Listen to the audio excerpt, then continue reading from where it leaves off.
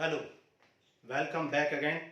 तो स्टूडेंट्स, हमने last 3 classes में हमने क्या क्या कर लिया। एक्सरसाइज 3.1, 3.2 एंड 3.3 डिस्कस कर लिया है। ठीक है, तो 3.4 जैसा कि हमने बताया था कि डिलीट हो चुका है सिलेबस से। तो अब आपको हम कराएंगे exercise, miscellaneous exercise of chapter 3। ठीक है, मिसलिनियस एक्सरसाइज करेंगे और मिसलिनियस एक्सरसाइज में जो इंपॉर्टेंट क्वेश्चंस होंगे उनको हम डिस्कस करेंगे, जो आपके board exam point of view से बहुत इंपॉर्टेंट क्वेश्चन होंगे। ठीक है, चलो स्टार्ट करते हैं। और सबसे पहले हम करेंगे क्वेश्चन नंबर 4। ठीक है, अच्छा, क्वेश्चन नंबर 4 हम डिस्कस नहीं करेंगे क्योंकि क्वेश्चन नंबर 4 हम ऑलरेडी क्लास 3 में क्वेश्चन नंबर 11 जो था वहां पर डिस्कस कर चुके हैं। क्योंकि क्वेश्चन नंबर 11 और क्वेश्चन नंबर 4 दोनों सेम ही है। वहां पे इस क्वेश्चन को एमसीक्यू की फॉर्म में दिया हुआ था। ठीक है, तो आप वहां से इसको देख सकते हैं क्वेश्चन नंबर 4 को। अब क्वेश्चन नंबर 5 करेंगे। ठीक है, अब देखो क्वेश्चन नंबर 5 में आपको प्रूफ करना है। शो क्वेश्चन नंबर 5 में आपसे बोला गया है show that B dash A B is symmetric and skew symmetric. Symmetric भी है और स्क्यू सिमेट्रिक भी है according as A is symmetric and A dash is symmetric. मतलब जब ए सिमेट्रिक है उस केस में बी डैश ए बी भी सिमेट्रिक है। जब ए स्क्यू सिमेट्रिक है तो उस केस में बी डैश ए बी भी स्क्यू सिमेट्रिक है। ये है। ठीक है, तो यहां पे हमें दो केस लेके चलेंगे। दो केस हम यहां पर लेके चलेंगे। केस 1 क्या लेके चलेंगे? केस 1 में लेके चलेंगे व्हेन ए इज सिमेट्रिक। जब ए सिमेट्रिक है, पहला केस। तो जब ए सिमेट्रिक है तो उस केस में क्या होगा? ए का ट्रांसपोज ए के इक्वल हो जाएगा। जब ए सिमेट्रिक है तो ए का ट्रांसपोज ए के इक्वल हो जाएगा। तो अब हमें क्या प्रूफ करना है? इस केस में हमें प्रूफ क्या करना है? हमें प्रूफ करना है कि बी डैश ए बी, ठीक है, यहां पे बी डैश ए बी था। ठीक है, बी डैश ए बी जो है वो क्या हो जाएगा आपका? B dash A B is also symmetric. ये हमें प्रूफ करना है। जब ए सिमेट्रिक है तो प्रूफ करना है बी डैश ए बी भी क्या है? सिमेट्रिक है। ठीक है, तो देखो करते हैं। सिमेट्रिक प्रूफ करने के लिए हम क्या करते हैं? इसका ट्रांसपोज करेंगे। ठीक है, इसका डैश करेंगे। लेकिन हम जानते हैं कि ए बी सी का होल ट्रांसपोज इक्वल होता है C transpose into B transpose into A transpose के। तो इसको हम क्या लिख सकते हैं? B transpose into A transpose into B transpose पे ऑलरेडी ट्रांसपोज है तो उसका भी ट्रांसपोज। ठीक है, ए बी सी का transpose C transpose into B transpose into A transpose. ऐसे यहां पे क्या होगा? B transpose into A transpose into B dash का ट्रांसपोज। ठीक है, और हमने एक और प्रॉपर्टी पढ़ी थी कि दो बार अगर किसी चीज का ट्रांसपोज कर दें तो वो रिवर्स हो जाता है, अपने ओरिजिनल मैट्रिक्स में आ जाता है। आप सोच सकते हो भाई ट्रांसपोज का मतलब क्या होता है? रो को कॉलम में चेंज करता। जब रो को आप कॉलम में चेंज कर दोगे और फिर दोबारा ट्रांसपोज करना है तो कॉलम फिर से रो में चेंज हो जाएगा। इसका मतलब आपको ओरिजिनल मैट्रिक्स मिल जाएगी। ठीक है, तो बी डैश का होल डैश यानी डबल डैश इसके इक्वल आ जाएगा बी डैश के। तो ये आ गया बी डैश ए डैश डी। लेकिन हम कौन सा केस लेके चल रहे हैं? When A is transpose, A is symmetric, that is जब ए सिमेट्रिक है तो हम क्या कह सकते हैं? जब ए सिमेट्रिक है तो हम क्या कह सकते हैं? ए का ट्रांसपोज ए के इक्वल है। तो हम ए के ट्रांसपोज को यानी ए डैश को हम क्या लिख सकते हैं? देखो ट्रांसपोज और डैश दोनों एक ही चीज है। ठीक है, कंफ्यूज होने की जरूरत नहीं है। कहीं कहीं ट्रांसपोज होता है, यूज होता है, कहीं डैश यूज होता है। ठीक है, चलो हम सब जगह पे ट्रांसपोज ही यूज कर लेते हैं। ठीक है, जिससे कंफ्यूजन ना हो आपको।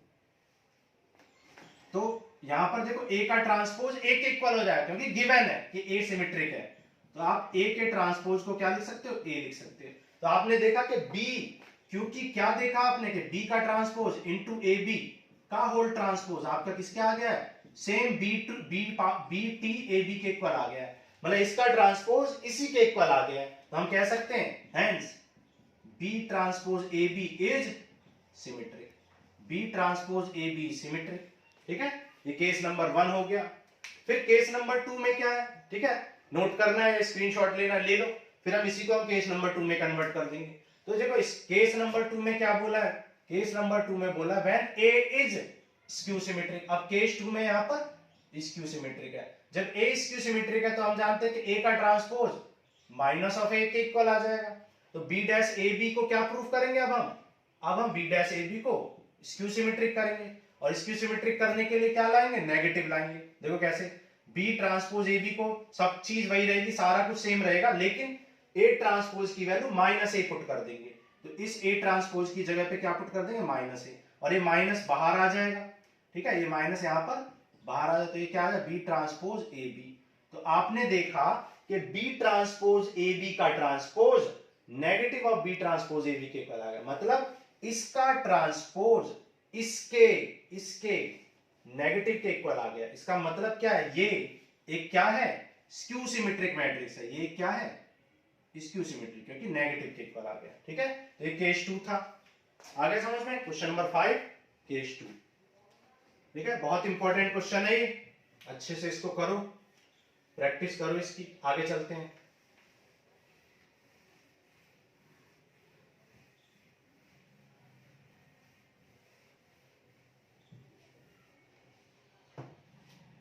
अब देखो क्वेश्चन नंबर 6 करते हैं।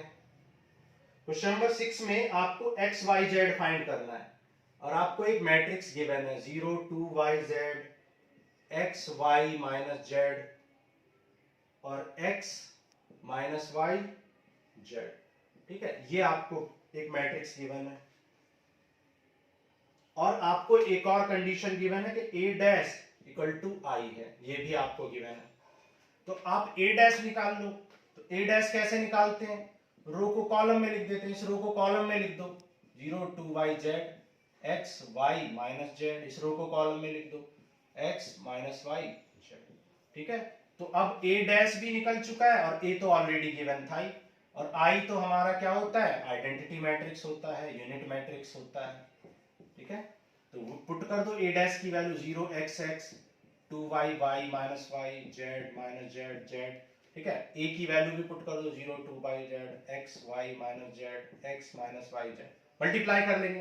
ठीक है, तो कैसे मल्टीप्लाई करते हैं, फर्स्ट रो को फर्स्ट कॉलम में, तो 0 into 0 0 x into x x square x into x x square, तो क्या आ गया 2x स्क्वायर आ जाएगा। ठीक है, 0 into 2y 0 x into y x y x into y x y, तो आ जाए x y minus x y. फिर 0 into z z 0 x into z x z plus x z. ठीक है, मल्टीप्लाई करने की प्रैक्टिस आपने अच्छे से करी है। अब देखो सेकंड रो का फर्स्ट कॉलम में 2y into 0 0 y into x x y, और minus y into x minus x y. ठीक है, तो ये क्या आ जाएगा, माइनस एक्स वाई आ जाएगा। तो ये आ जाएगा आपका x y minus x y. ठीक है, फिर इसको कर लो 2y into y 4y square, y into y y square, y into y y square. ठीक है, ओके। अब थर्ड में कर लो, ये आ जाए 2yz फिर प्लस yz और माइनस yz, तो yz से yz कैंसिल, xz से xz, xy से xy, xy से xy। ठीक है, सिमिलरली यहाँ पे करो थर्ड को, ये आ जाए 0 z into x z x x into z z x. ठीक है, फिर इसको करो, ये आ जाए 2yz minus yz plus minus z y. ठीक है, तो हमने क्या किया, थर्ड रो को फर्स्ट कॉलम में किया, z को 0 में 0 z into x minus z x z into x z x. अब सेकंड रो में करेंगे z into 2z 2yz minus z into y minus z y. ठीक है, z into minus y z into minus y minus y z आ गया। ठीक है, तो वाई जेड से वाई जेड कैंसिल हो जाए। अब z into z z square minus z into minus z plus z square, और z into z z square.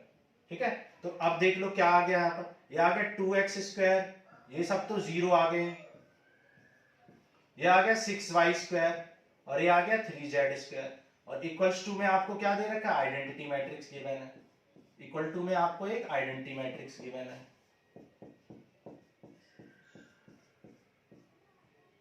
ठीक है, तो अब क्या करोगे, 2x स्क्वायर 1 के इक्वल हो जाएगा, है ना भाई, आपका 2x स्क्वायर 1 के इक्वल हो जाएगा, 6y स्क्वायर 1 के इक्वल हो जाएगा, तो 2x square equal to 1, x square equal to 1 by 2, x equal to क्या आ जाएगा 1 बाई अंडर रूट 2।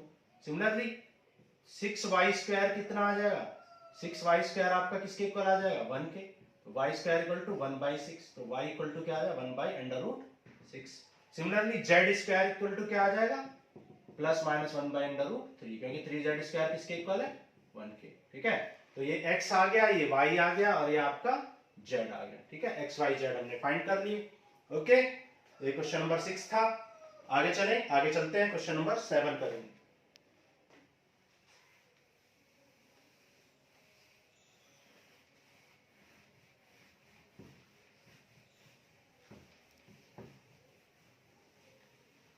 अब देखो क्वेश्चन नंबर 7 करते हैं।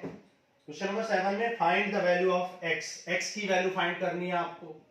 यहाँ पे 1 2 1 एक मैट्रिक्स गिवन है और 1 2 0 2 0 1 1 0 2।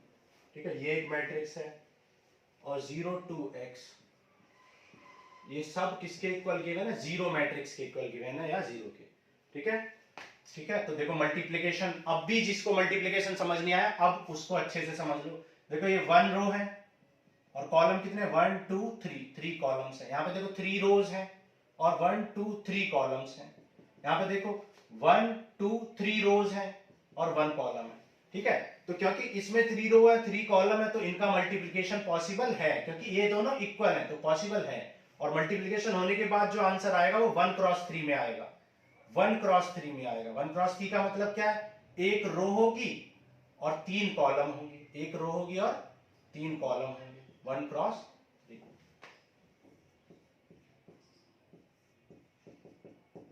तो देखो कैसे करेंगे, फर्स्ट रो का फर्स्ट कॉलम में करेंगे तो सबको ऐड करके लिए 1 into 1 1 plus 2 into 2 4 plus 1 into 1 1। First row का फर्स्ट कॉलम में हो गया, फिर फर्स्ट रो का सेकंड में 1 इंटू 2 2 प्लस 0 1 इंटू 1 1 इंटू 0 0, तो 1 इंटू 2 2 2 इंटू 0 0 1 इंटू 0 0।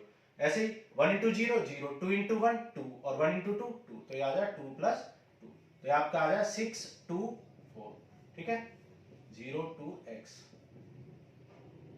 अब देखो इसका ऑर्डर क्या है? 1 क्रॉस 3, इसका 3, तो ये 3 इक्वल है तो इसका मतलब मल्टीप्लिकेशन पॉसिबल है। और मल्टीप्लाई होने के बाद जो रिजल्ट आएगा वो 1 क्रॉस 1 आएगा। रिजल्ट क्या आएगा? 1 क्रॉस 1।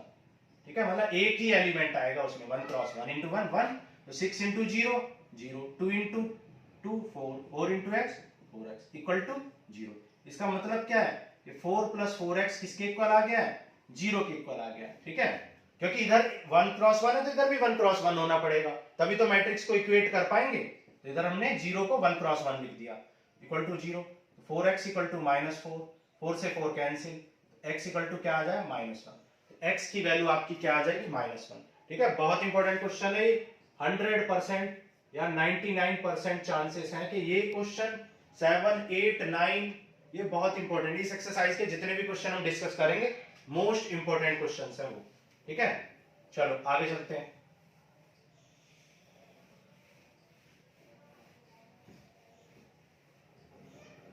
ठीक है, अब देखो क्वेश्चन नंबर 8 मैं आपके लिए छोड़ता हूं क्योंकि ऐसे क्वेश्चन हमने बहुत सारे कर रखे हैं। एक्सरसाइज 3.2 में ऐसे बहुत सारे हमने क्वेश्चन किए हैं। ठीक है, चलो आगे चलते हैं, क्वेश्चन नंबर 9 करेंगे। ठीक है, क्वेश्चन नंबर 9। चलो क्वेश्चन नंबर 9 भी आपको ही करना है क्योंकि क्वेश्चन नंबर 7 और 9 आप देख सकते हो बिल्कुल सेम टू सेम है, सिर्फ नंबर्स चेंज कर दिए हैं। ठीक है, चलो क्वेश्चन नंबर 11 करते हैं। अब क्वेश्चन नंबर 11 में आपसे बोला है x एक मैट्रिक्स है और ये है 1 2 3 4 5 6। x एक मैट्रिक्स है, ये 1 2 3 4 5 6 और ये है -7 -8 -9 और 2 4 6। x क्या है? एक मैट्रिक्स है। अब देखो ये क्वेश्चन बहुत सारे बच्चों को परेशान करता है। बहुत सारे बच्चे तो क्या करते हैं, x को इंटू कर देते हैं, x इंटू 1 x इंटू 2। ठीक है, तो ऐसा नहीं होने वाला क्योंकि क्वेश्चन ने बोला है x is a matrix. x एक मैट्रिक्स है, x एक स्केलर नंबर नहीं है, मैट्रिक्स है। तो देखो बिल्कुल ध्यान से समझना है इस क्वेश्चन को। इसमें कितनी रो है? 2 रोज है। कितने कॉलम है? 3 कॉलम्स है। इसमें देखो कितनी रोज है? 2 रोज है। कितने कॉलम है? 3 कॉलम्स है। ठीक है, इसमें देखो कितनी रो है। अब देखो इसमें आपको सोचना पड़ेगा कितनी रो है। मैं आपको बार बार बताता हूं कि इनका मल्टीप्लाई तभी हो सकता है जब जितने इसमें कॉलम हो, रो हो, उतने इसमें कॉलम होने चाहिए। इसका मतलब इसका ऑर्डर क्या आएगा?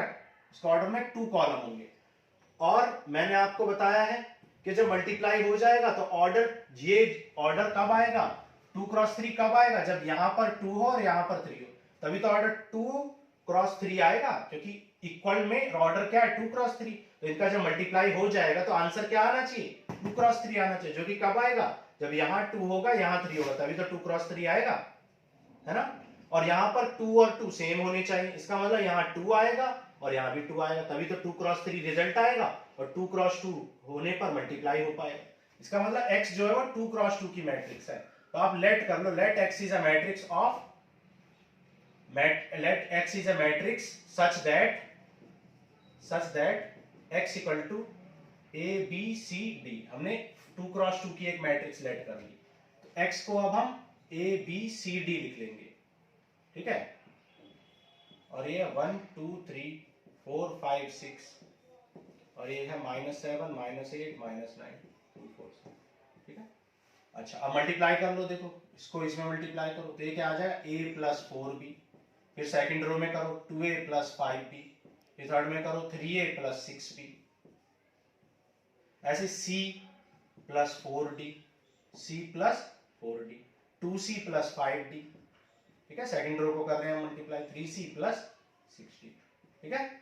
फर्स्ट रो को पहले 1 कॉलम 2 कॉलम 3 कॉलम में किया और फिर सेकंड रो को फर्स्ट कॉलम में, सेकंड कॉलम में, थर्ड कॉलम में किया, first column second column third, ठीक है। इस तरीके से इक्वल टू कितना है -7 -8 -9 2 4 6, ठीक है 2 4 6 क्वेश्चन, हाँ ठीक है। अब देखो a + 4b किसके इक्वल है, a + 4b -7 के इक्वल है, a + 4b को किसके इक्वल लिख सकते हैं -7 के, और 2a + 5b किसके इक्वल है, 2a + 5b इक्वल है -8 के, ठीक है। तो इक्वेशन 2 में हम 1 में किससे मल्टीप्लाई कर देंगे, इक्वेशन 1 में 2 से मल्टीप्लाई कर देंगे, तो उससे क्या होगा इक्वेशन 1 हो जाएगी 2a + 8b = -14, और ये सेकंड इक्वेशन है। सब्ट्रैक्ट कर दो, माइनस माइनस प्लस कर दो, ये कैंसिल, 8 - 5 3b, 14 - 8 -6, तो b की वैल्यू क्या आ जाए 3 2 जा 6, तो b की वैल्यू आ जाएगी -2, ठीक है। तो b की आपकी वैल्यू क्या आ गई -2 आ गई। अब जब b की वैल्यू आ चुकी है तो इसको उठाकर यहाँ पे पुट कर दो, दिख रहा है आपको नीचे, ठीक है। तो b की वैल्यू -2 पुट कर दो यहाँ पर इक्वेशन 1 में, a + 4 * b की वैल्यू क्या है -2 = -7, a = क्या आ जाएगा, ये हो जाएगा 4 2 जा 8, तो a की वैल्यू आ जाएगी -7 + 8, a की वैल्यू क्या आ जाएगी 1, तो a आ गया 1 और b आ गया आपका -2, ठीक है। चलो अब आगे करते हैं, देखो अब c वालों को इक्वेट करो, c + 4d किसके इक्वल है 2 के, और 2c + 5d किसके इक्वल है 4 के, ठीक है। तो c + 4d किसके इक्वल है 2 के, और 2c + 5d किसके इक्वल है 2c + 5d 4 के इक्वल है, ठीक है। ये इक्वेशन 3 है और ये 4 है, इसको 2 से इंटू कर लो, जब आप इसको 2 से कर लोगे तो ये आ जाएगा 2c + 8d = 4, और ये 2c + 5d, तो साइन चेंज कर देंगे, साइन चेंज करेंगे तो ये कैंसिल हो जाएगा, ये भी कैंसिल हो जाएगा, तो ये d की वैल्यू क्या आ जाएगी 0, ठीक है। -3d = 0, तो 3d = 0, तो d = भी 0 आ जाएगा, ठीक है। जब d की वैल्यू 0 आ गई तो उसको इक्वेशन 3 में या 4 में पुट कर दो, तो यहाँ d की वैल्यू 0 रखोगे तो c की वैल्यू क्या आ जाएगी 2 आ जाएगी डायरेक्ट ही, है ना। d की वैल्यू यहाँ पे 0 पुट करने से c कितना आ जाएगा 2 आ जाएगा, तो c आपका 2 आ गया, तो आपकी मैट्रिक्स आ गई, ठीक है। यहाँ पे लिख लेते हैं मैट्रिक्स क्या आ गई आपकी x मैट्रिक्स, a कितना आया है -2, b 1, c 2 एंड d 0, ठीक है। तो a -2, b 1, c 2, ठीक है, c 2 आया है और d आपका 0 आया, ठीक है। आंसर चेक कर लेते हैं एक बार,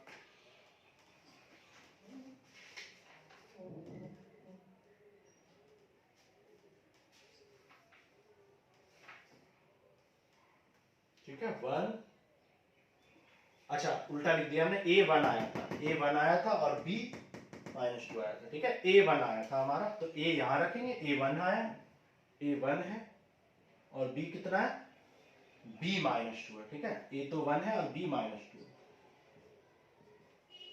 और c 2 है और d 0, तो a b c d की वैल्यू पुट कर दी और ये आपका आंसर हो जाएगा, ठीक है। चलो आगे चलते हैं।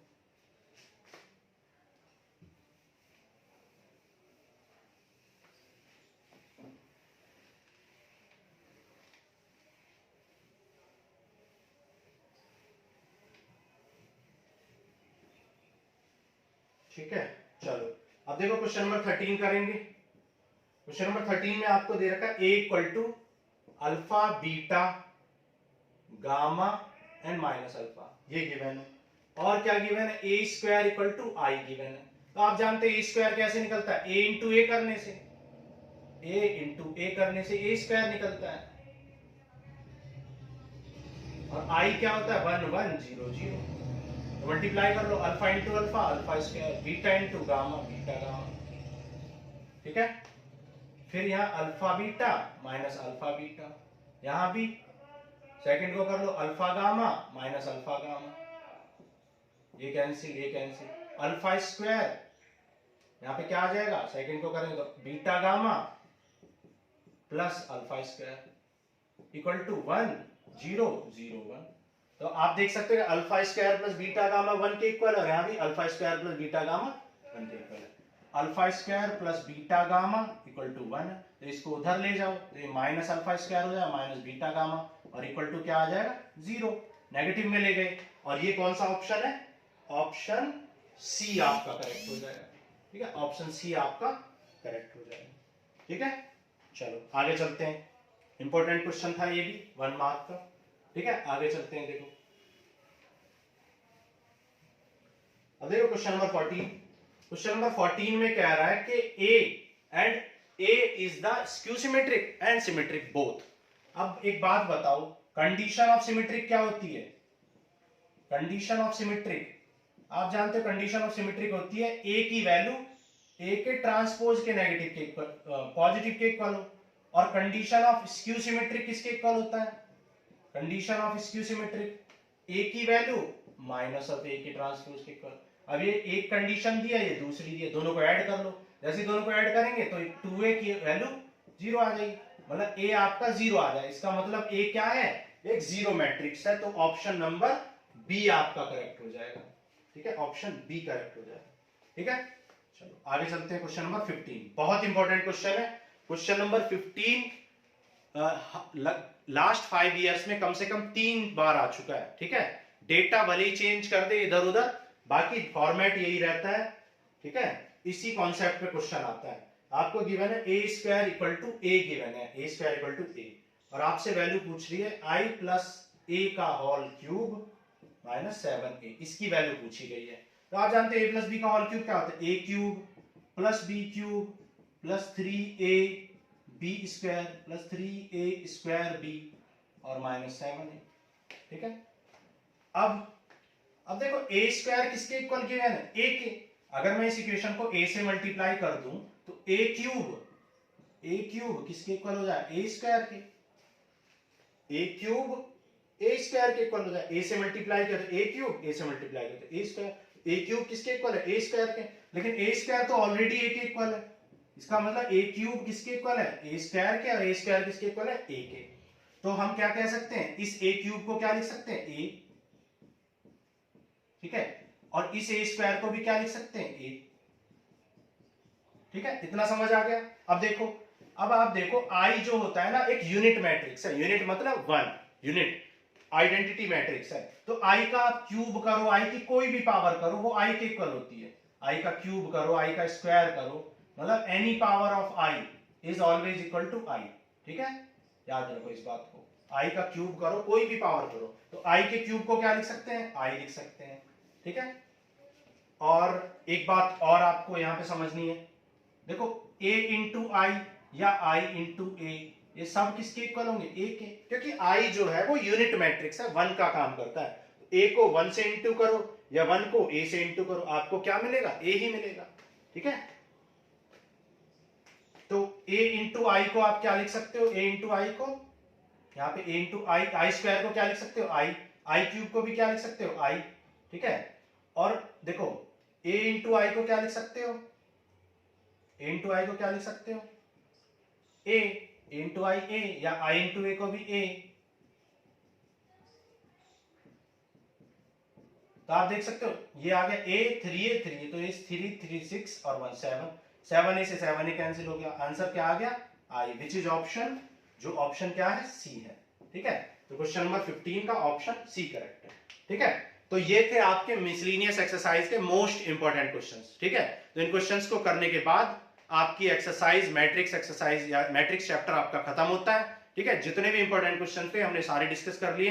अब इन क्वेश्चंस पे बेस्ड जितने भी इंपॉर्टेंट क्वेश्चंस आपको एग्जाम्पलर में या आरडी में या आरएस में मिलते हैं या प्रीवियस ईयर क्वेश्चन से मिलते हैं, उनको आप सॉल्व कीजिए, ठीक है। और सॉल्व करने के बाद अच्छे से प्रैक्टिस करनी है आपको, ठीक है। जितनी ज्यादा आप प्रैक्टिस करोगे उतने ही ज्यादा आपको कॉन्सेप्ट क्लियर होते जाएंगे और मार्क्स आपके अच्छे आएंगे, ठीक है। मैथ्स में प्रैक्टिस बहुत इंपॉर्टेंट होती है, ठीक है। तो this ends with your matrix chapter. Thank you, good bye.